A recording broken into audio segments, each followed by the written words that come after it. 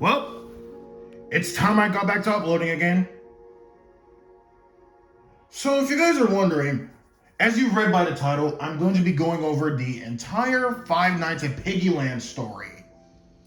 If you don't know what Five Nights at Piggyland is, it's basically a bunch of games that I developed back in 2015 through 2019. Five Nights at Piggyland, itself was based on the famous Rovio Entertainment video game titled Angry Birds. Given by the title of the game at least. And the main reason they were removed in early 2020, late 2019, it's because of the mediocre art style that I had for the games. Yeah, I was the one with the art styles up technically. I was also a developer. I was coding everything. There were a bunch of bugs. I couldn't remove them. But overall, I'm going to go over every single Five Nights at Piggyland game that exists in chronological order.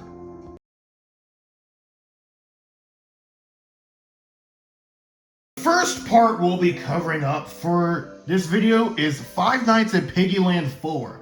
Note that the nightmare part is the part that doesn't count, since this is all in the player's dream. But in Five Nights at Piggyland 4, it starts off that Hunter, a man named Hunter Foreman, does build up some animatronics. In the United States of America, rather. This started off in mid-2032. So in total, he made 5 classic animatronics to compete with 2 other animatronics, who I'll explain later. And the animatronics, were based around Red, the Blues, Chuck, Bomb, and lastly, Matilda. They were all made for a frozen treat restaurant titled Icebird's Frozen Treat, and Icebird was the overall star. These guys were just made to either sell ice cream or just perform for the kids. All 6 of them would go against 2 human animatronics nearby them called Lewis and Wilbur. Yeah, their place was called Lewis and Wilbur's PB&J sandwiches. And their establishment was made specifically to revive the popularity of Meet the Robinsons a little bit. And shall I keep this in note that everything that goes on in the Five Nights at Piggyland series and the Lewis spin-off series, I decided in that series is gonna be a Wattpad story series. Just like the Miraculous Fantasy World. You can go check out my wiki about the Miraculous Fantasy World series that I'm doing right now. So far, there are 5 stories plus an official character guide. But back to the main story. They competed, and the frozen treats were winning. But it was pretty close, given that Disney decided to do an establishment with just 2 animatronics. But sadly, Disney's jealousy caused them to try to destroy the place, and whoever originally created the peanut butter and jelly brand was arrested. But that was one of the 2 reasons it shut down. The bigger reason that the peanut butter jelly sandwich shut down, because there was a spring lock failure that went on in the Lewis costume. Yeah, whoever was inside the suit did suffer from spring lock failure and is dead. His name is Mark, rather. But as the place was destroyed, only the Blues and Matilda didn't survive. The rest did. So that caused that to be rebuilt 4 years later. After all of this. This enraged Hunter Foreman as a whole. So basically, only Red, Chuck, and Bomb survived, and Icebird, but they cargoed these 3 specifically. Well, Icebird was cargoed I think a year later. I somehow don't remember how I wrote the story at all. This all happened in 2036.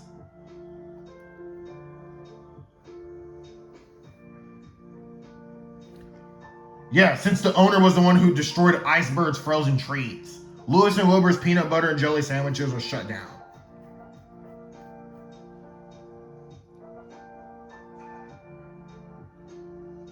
But rather, instead of Lewis and Wilbur also being shipped in the same cargo ship, they were shipped all the way to Paris. While Red Chuck and Bomb were shipped all the way to Finland, the same location where Angry Birds was created in the first place. So, rather, they had to dust off the characters once they made it there. And Lewis and Wilbur were broken down. So all of this leads to the second Lewis game where Lewis and Wilbur do meet up with Red Chuck and Bomb to try to take down a night guard who's guarding up the cargo ship.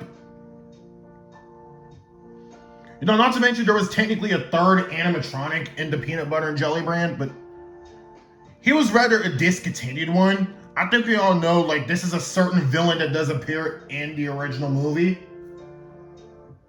Rather, he has the Waluigi mustache and a black hat to guide him through to get revenge and all that. Like, I think I know who that villain is. But he was the third animatronic. So, we're leading on to the first game, rather, right now.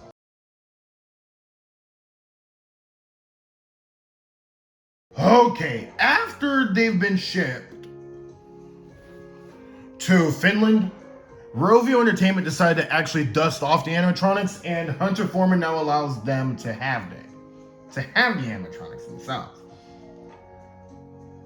Plus, this is where Hunter starts to really get, you know, creative and starts to make somewhat of a contraption that allows them to make meat, or rather,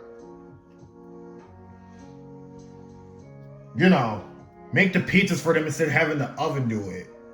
But, like, this is where they started to become a brand called Red's Fantasy Pizza Place.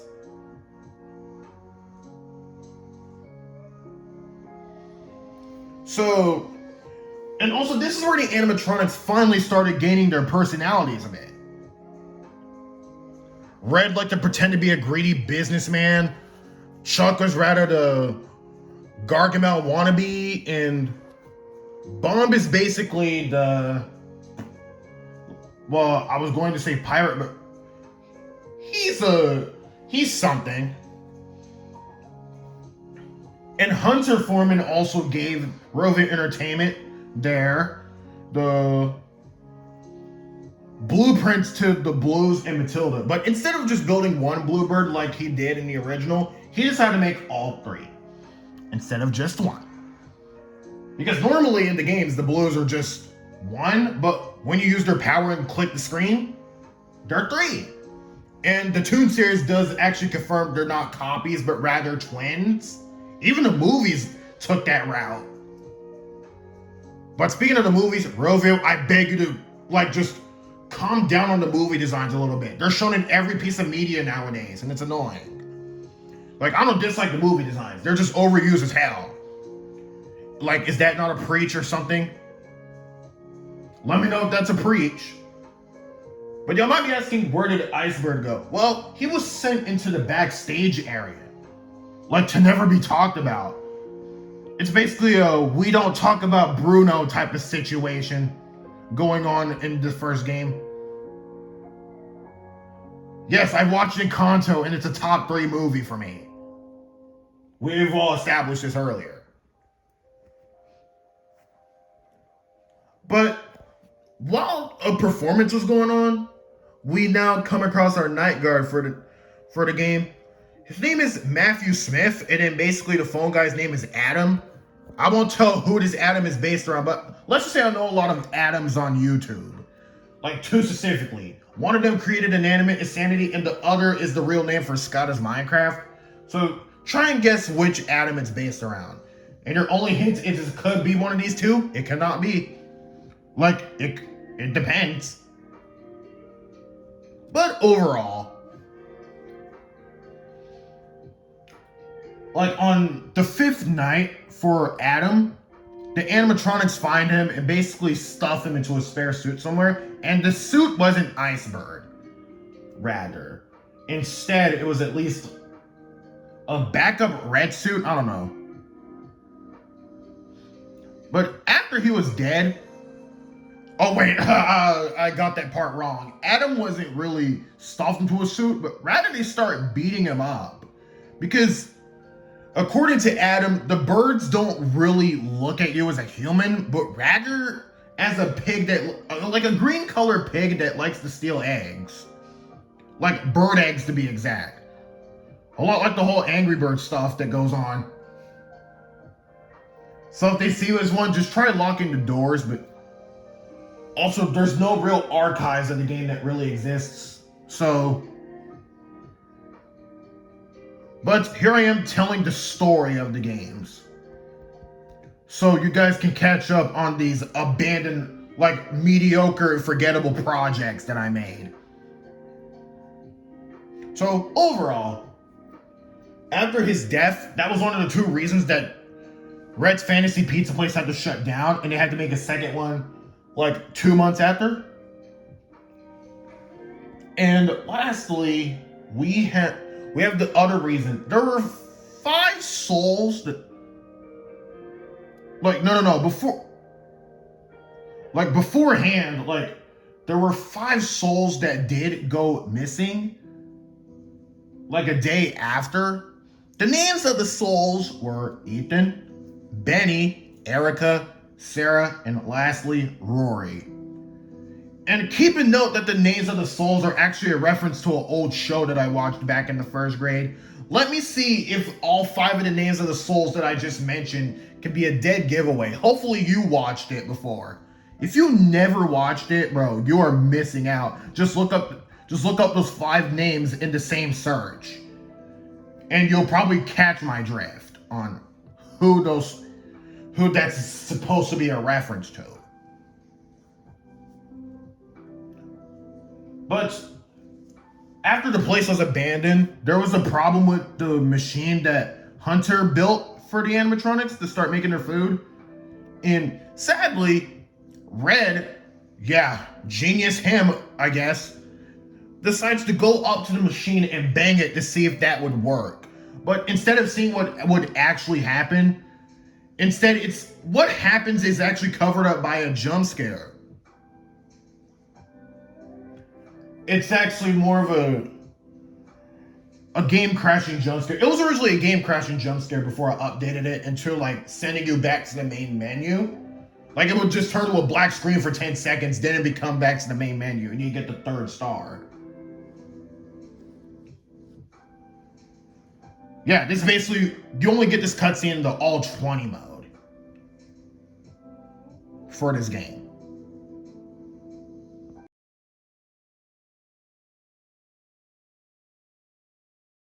Two months after the whole explosion, we now arrive towards the story of the second game.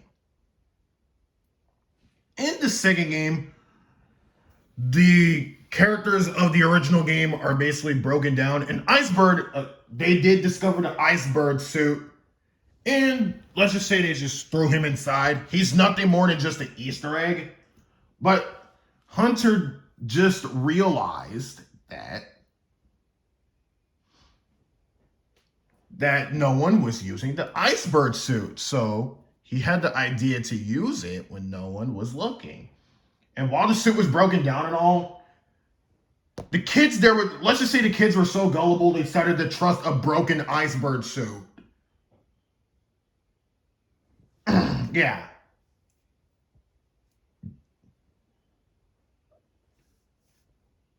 All right. Now, on to some improvements that they did. After the reopening, they decided to use what appears to be like the Angry Birds epic versions of the characters. They're shown in their default classes, like Epic Red is shown in his Knight class, Epic Chuck is shown in his Mage class, Epic Matilda is shown in her Cleric class, Epic Bomb is shown in his Pirate class, and Epic Blues, lastly, are shown in their Trickster's class. And again, all these classes are useful at the beginning of the game, but except the tricksters, they get really useful as soon as like you head up to like Wizpix Castle. They're always useful, but just try to save up your gold for the treasure hunters. But anyways,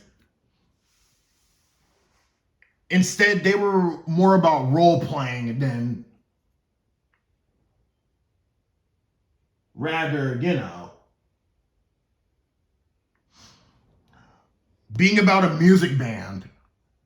Yeah, instead of being a musical band, yeah, I decided they should be like a role-playing game.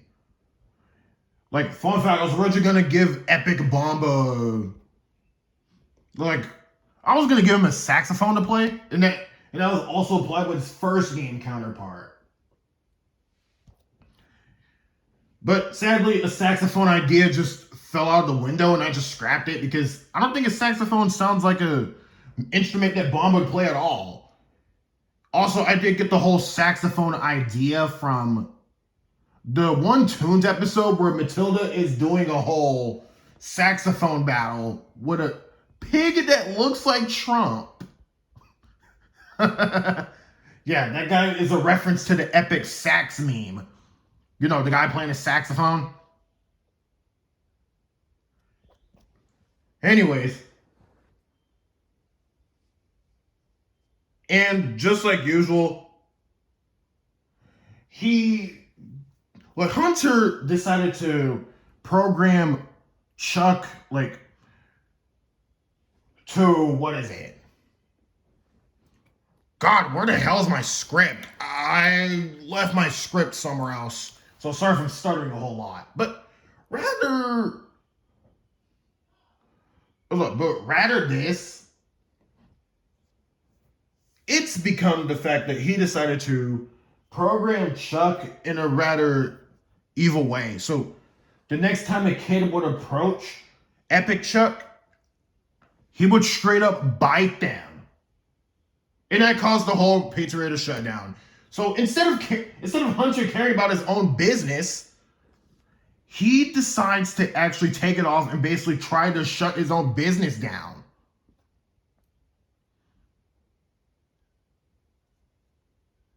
So after a kid decided to go ahead, they shut down. Yeah, this is like what we like to call the bite of 2036. No. The munch of 2036. Or just the munch of 36 in general. Yes, munch does mean bite.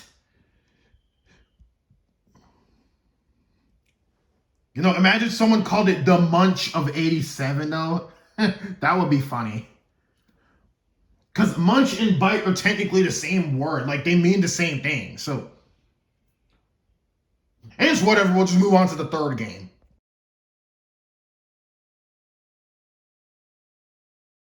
Now that we're on to the third game, which is 6 years after the second game, we're shown in a rather an abandoned warehouse that Rovio Entertainment never outright explained. They built this pretty much for no reason. Yeah. So, there's only one real character, and it's Locked Ice. Yes, this abandoned Icebird suit is none other than Locked Ice. He is now being controlled and roamed by Hunter Foreman. But how did this happen? Spring lock failure. Let's take a flashback to 6 years before. So as Hunter Foreman was off to his time, he decides to destroy his own animatronics.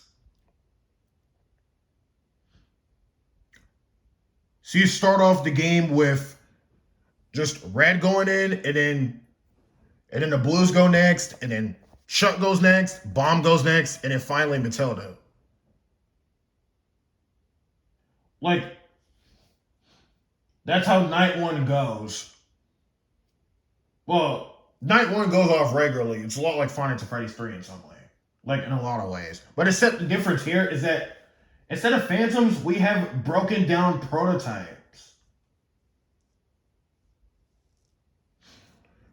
Like the old Lewis and Wilbur animatronics are now here. So instead of being shipped to Paris, they got it all mixed up.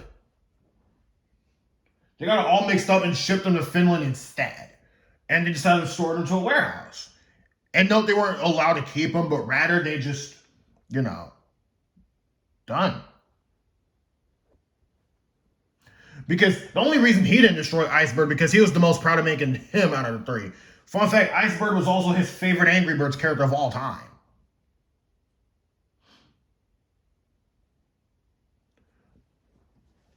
So, after all the animatronics were destroyed, the souls of Ethan, Erica, Sarah, Benny, and Rory come out of the animatronics they were just possessing, and they come to get their revenge. And we pull a whole purple guy's death type of stuff, and he basically thinks that the broken Iceberg suit is safe, which deep inside, no, it wasn't. No, the hell it wasn't, bro. So blood starts spewing out of the suit.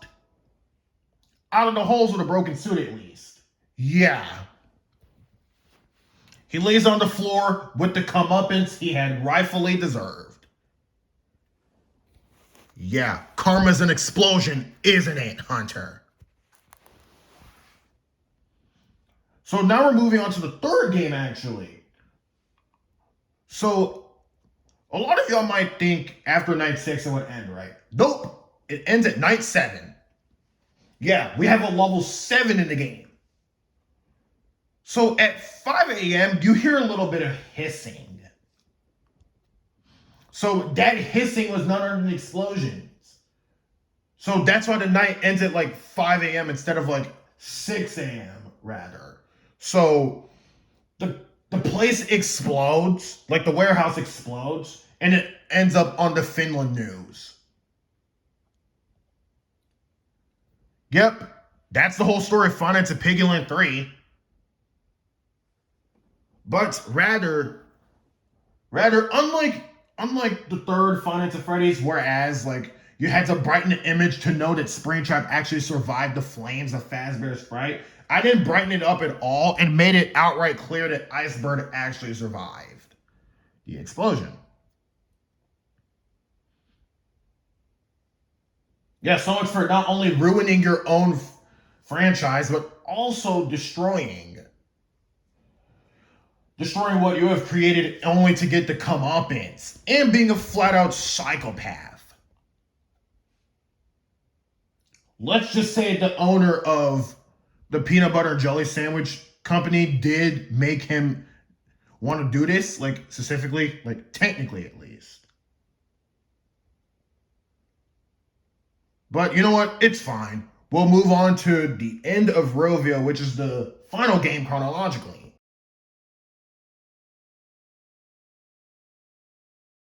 Where do we end off this video other than Finance of Piggyland, the end of Rovio Entertainment? So basically, everyone is considered Hellbound characters. I base this around a fan game called The End of Disney. This is probably one of the more unpopular, or like it's at least very unpopular from what I know. I don't hear much about this game. It's called Finance of Treasure Island, The End of Disney. So in that game, there are Hellbound animatronics. I decided to get a little inspired by the idea. Plus, we have Iceberg again. So they're all Hellbound animatronics, and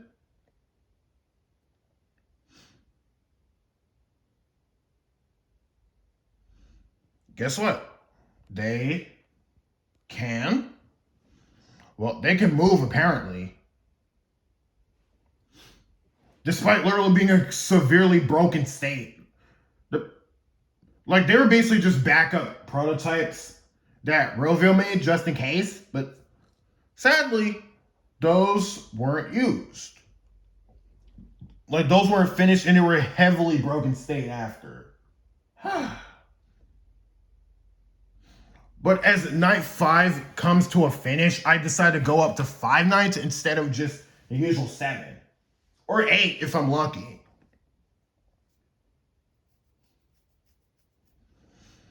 So as you start to exit, like I said, I didn't give the other protagonists names. Like this is the only game I think I did not give the protagonist a name.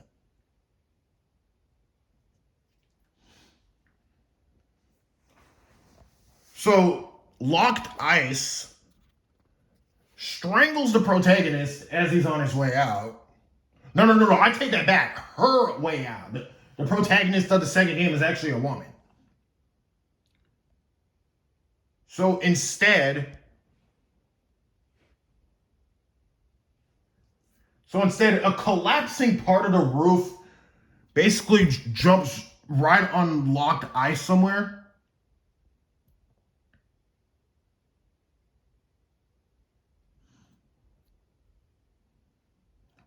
So instead, the falling roof basically falls on Locked Ice. But is that really the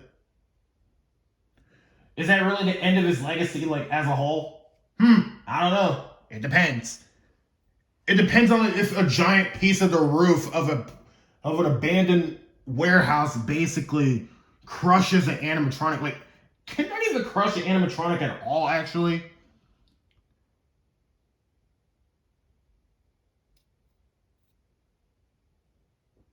So basically, that is the end of the Finance of Piggyland story as a whole.